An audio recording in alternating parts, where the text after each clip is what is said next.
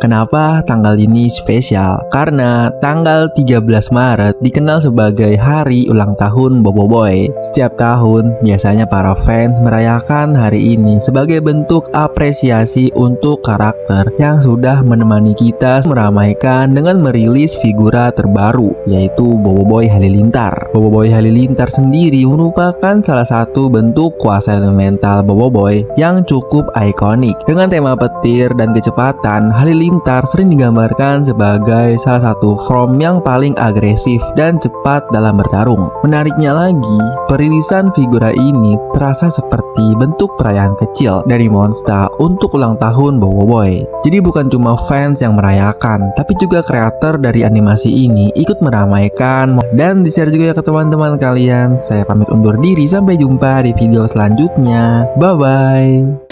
Gabungan dari kuasa elemental tahap ketiga. Jadi bisa dibilang itu level paling penting. Kalau kita ngikutin versi komik di Arts Gurlatan itu kan jelas banget kuasa tahap ketiga yang dipakai Bobo Boy itu Rimba, bukan Voltra. Soalnya Voltra waktu itu kan udah direbut sama Kirana. Jadi otomatis di Arts itu Bobo Boy nggak pegang Voltra sama sekali. Dia malah pakai Rimba buat ngelawan Voltranya Kirana. Nah sekarang pertanyaannya, ada nggak kemungkinan nanti diadaptasi movie 3 Bobo Boy bakal pakai Voltra? Jujur aja, Mimin juga belum tahu sih. Tapi logikanya gini, kalau Nova sama Blizzard aja bisa muncul, masa Voltra nggak bisa? Ya spontan cuma inget yang dibilang sama Bang Kawasan sih.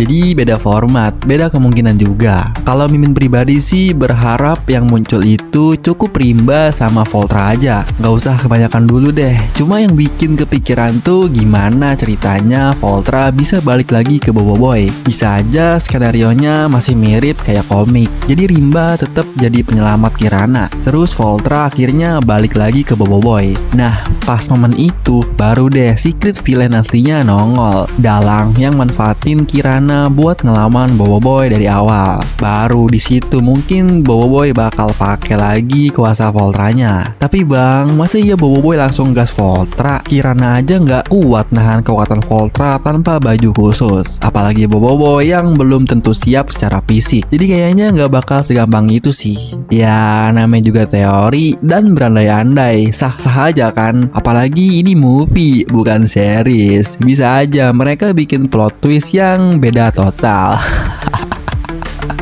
Baiklah, itu dia pembahasan kali ini. Gimana menurut pendapat teman-teman? Komen di bawah ya. Oke, jangan lupa klik like video ini kalau kalian suka, dan di-share juga ya ke teman-teman kalian. Saya pamit undur diri, sampai jumpa di video selanjutnya. Bye-bye. Jadi gini, Bobo Boy movie 3 itu mungkin akan terasa beda banget. Bahkan bisa dibilang ikonik. Soalnya di film ini kayaknya nggak ada satu villain utama yang bener-bener jahat banget kayak biasanya. Bukan tipe cerita hero lawan penjahat besar, tapi lebih ke konflik yang sifatnya personal, sudut pandang, atau masalah yang lebih kompleks. Kenapa bisa dibilang begitu? Karena di ceritanya Kirana yang merupakan pewaris asli kuasa elemental Voltra pengen ngambil balik kekuatannya yang sekarang ada di Bobo Boy. Nah, banyak yang langsung mikir, oh berarti Kirana itu villain di movie 3. Tapi menurut Mimin nggak sesimpel itu. Kuncinya ada di sudut pandang. Bisa jadi sudut pandang Kirana di movie ketiga bakal digali lebih dalam dibanding versi komiknya. Mungkin nanti kita bakal ngerti kenapa dia melakukan itu. Bahkan bisa aja kita malah sedikit simpati sama dia.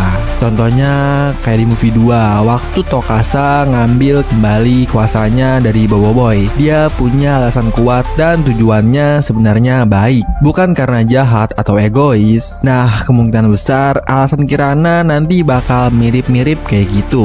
Jadi bisa dibilang Bobo Boy movie 3 ini kayak film tanpa villain sejati. Konfliknya lebih ke perbedaan cara pandang aja. Ibaratnya gini, kalau kamu nanya ke rumput, rusa itu monster, tapi singa itu penjaga. Artinya orang yang kamu anggap jahat bisa jadi dianggap baik oleh orang lain. Ya intinya jangan gampang ngejudge duluan. Bisa aja saja yang menurut kita ancaman, ternyata buat orang lain itu justru pelindung. Jadi pada akhirnya Bobo Movie 3 bukan cuma soal siapa yang benar dan siapa yang salah, tapi tentang bagaimana kita melihat sebuah cerita dari banyak sisi. Film ini kayak ngajak kita buat mikir lebih dalam, gak cuma langsung nunjuk satu orang sebagai penjahat. Gimana pun nanti alurnya, yang jelas movie ini berpotensi jadi salah satu yang paling berkesan karena konflik emosionalnya lebih matang dan gak hitam putih. Tinggal kita tunggu aja bagaimana Monster ngebawain semuanya di layar lebar. Semoga tetap seru, epic, dan bikin kita mikir lama setelah nontonnya. Baiklah, itu dia pembahasan kali ini. Gimana menurut pendapat teman-teman? Komen di bawah ya. Oke, jangan lupa klik like video ini kalau kalian suka, dan di share juga ya ke teman-teman kalian. Saya pamit undur diri, sampai jumpa di video selanjutnya. Bye bye.